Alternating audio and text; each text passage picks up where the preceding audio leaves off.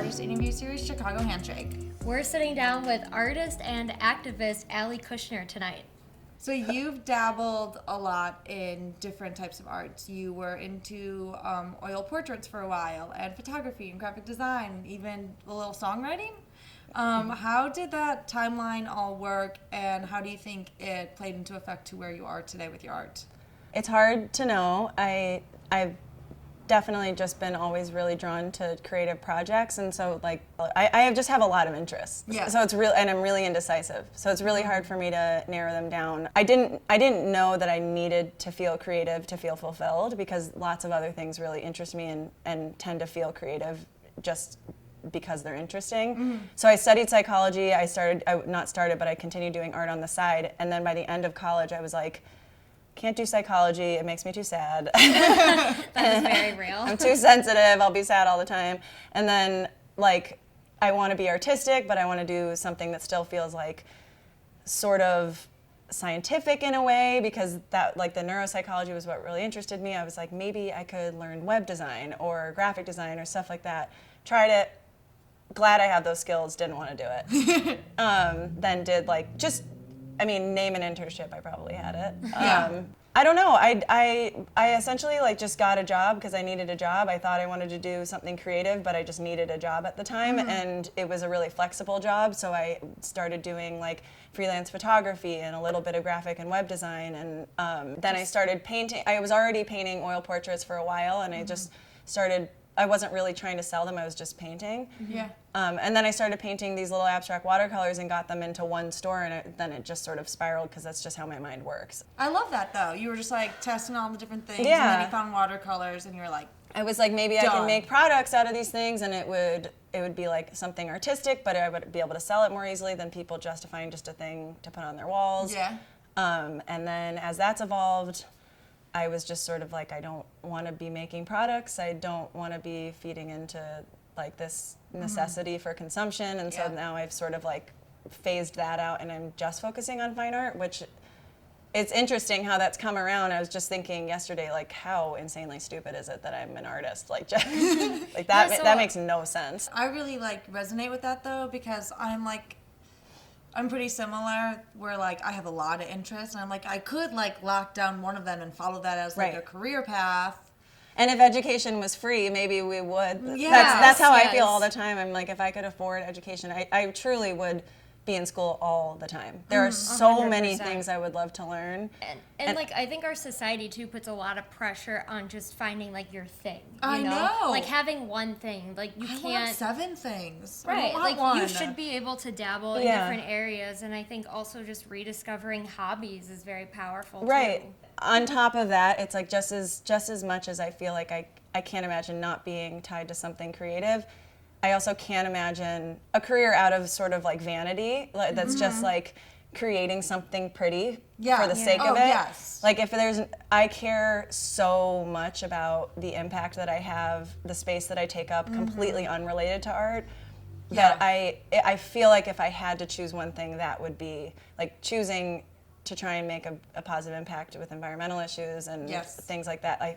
I feel like that would be the thing I would feel like the most called and Yeah, like putting the do. cause behind your art. Yeah. Like I work in secondhand fashion because I refuse to take a job that goes against my morals. Yeah. And I don't believe in fast fashion or the like societal impact to like have new things and be shiny Right. and all this stuff. Like I could have all these different careers, but like I am only going to follow one that like it has with a company that like has a similar mindset as me. preaching to the choir. That's how I mean. It's really hard to make creativity and impact, and then also money can converge at the right point. Yeah. It's like It's finding that sweet spot. it's like either you're not going to make money, Yeah. or you're not going to be aligned with your values all the time, or you're not going to. I don't know. It's really hard to have them all at once. Yes. I find it really interesting that you studied psychology in college, and I'm curious,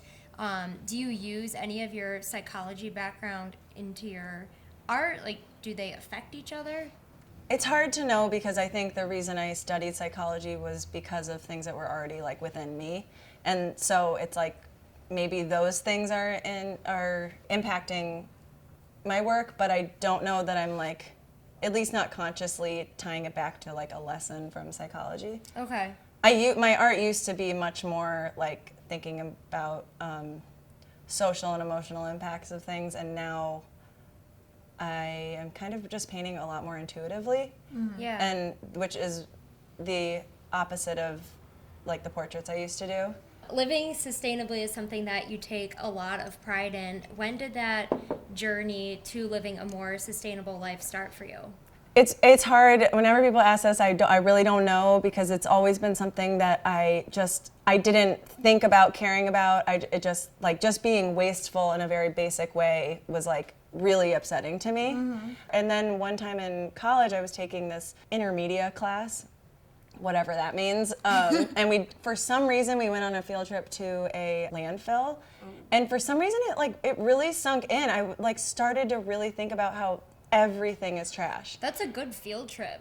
I know, and it was something away. an It artistic. doesn't go Exactly. away. It's Yeah. just moved. Exactly, But and that people was won't register that until they see it. right. Yeah, so it just is something that I was kind of obsessed about cleaning up trash on the sidewalk when I'd walk past it. In college, there was a recyclery that I would have to take my recycling to. I didn't know anyone else who did it, but it was like different colored glasses, different types of plastics. You had to really separate everything. But I was like, I'll do it. It's not far from me, and I don't know. It just mattered. And then I always really cared about like social impact, like causes that are really like emotionally available to us. I feel like you see human suffering and you can be like, oh, I know what that's like. These people need help. But I didn't really connect with environmental stuff. And then the more I started learning about how it's all connected, how much help environmental causes need, how much little attention they're getting, I just started to be more and more, I don't know, obsessive More and more about conscious it. about it. Yeah. So how has eco living affected your art?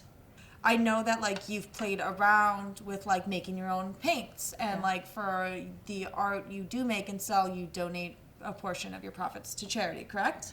Sometimes. Sometimes. Yeah. In terms of how environmental stuff ties to my work and donating profits, I periodically will donate like a chunk of like a project that I've done.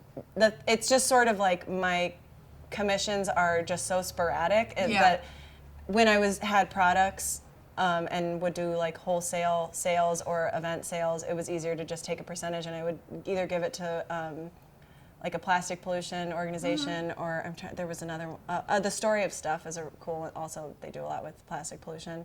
But that's something I'm really trying to figure out a better way to have like more of like a partnership with an organization. Okay.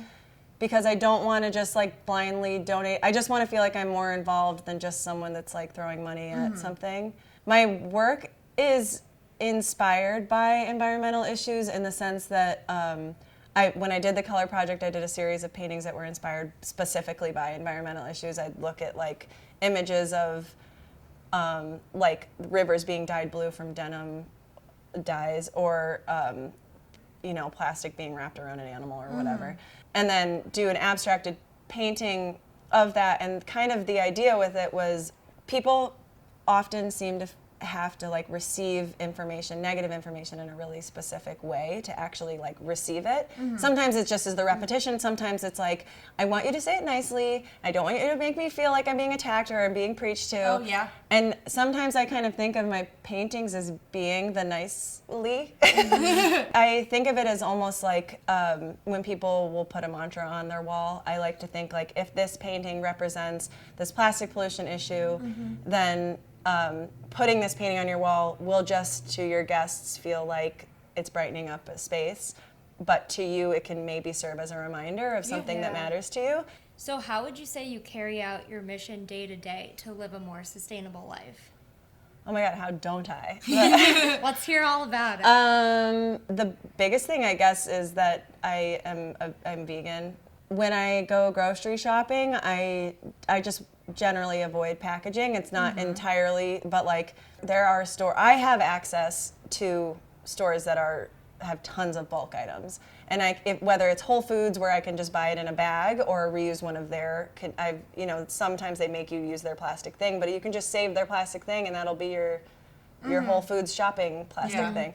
But I don't generally have to do that. I go to Fresh Time, and they have like everything I need in bulk: beans, grains, nuts, Literally like seeds, sugar, cocoa sugar, powders, flour. That's where I shop as well. You can buy everything. Yeah. If any, I mean, for other than like baking powder and baking soda, if you're like baking something, you can get it all in bulk. Yeah.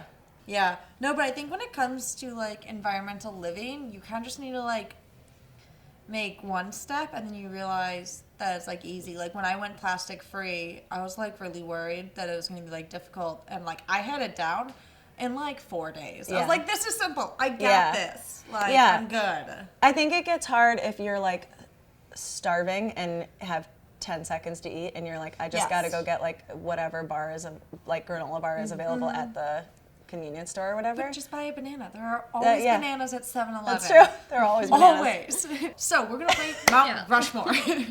How it works is we will give you a topic and you will just choose your 4 items that would be in the Mount Rushmore of that topic. Okay. And it's in no specific order. Okay. Okay? So first Mount Rushmore is just like very easy, sustainable tips for someone that's like brand new to it. Don't use produce bags. Bring your own cup for coffee. Eat less animal products. I guess shampoo bars.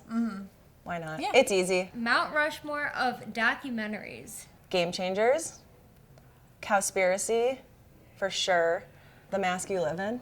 Have you guys heard of it? No, what's that one? It's about like masculinity, how young boys are taught to view masculinity, and how that impacts how we view women, and it just how it just impacts everyone. And I just really like the compassionate look into like a male experience. I don't know if many feminists will agree with me, but it's all everybody impacts everybody's experience. Yeah. So I just really think it's a great thing for people to see. The True Cost.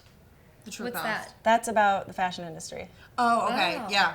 Mount Rushmore of eco icons. Okay, so the first one I would say isn't specifically environmentally related, but it is by default because it's all about vegan eating. Erin Ireland, she's a great person to follow. She like is always giving inspiration for like amazing vegan food and stuff, and I just find the way she talks about it really approachable. Okay. Joaquin Phoenix for the same reason. Jane Fonda is my best friend. Yeah. Ideally. Oh, Jonathan Safran Foer for sure. Do you guys know who he is? I'm not familiar with that name. He's a writer, and he has written the books Eating Animals and We Are the Weather, along with other fiction novels. But though Eating Animals is just about animal agriculture, We Are the Weather is about environmental stuff. He's super knowledgeable. I love the way he talks about it in interviews, and he's great. Hi, I'm Cole Belden Larson. I am Lakeshore Dives' intern extraordinaire. I do everything. Thank you so much for watching. Please follow and subscribe and like the video. You can follow us on Instagram and Twitter at Lakeshore Dive.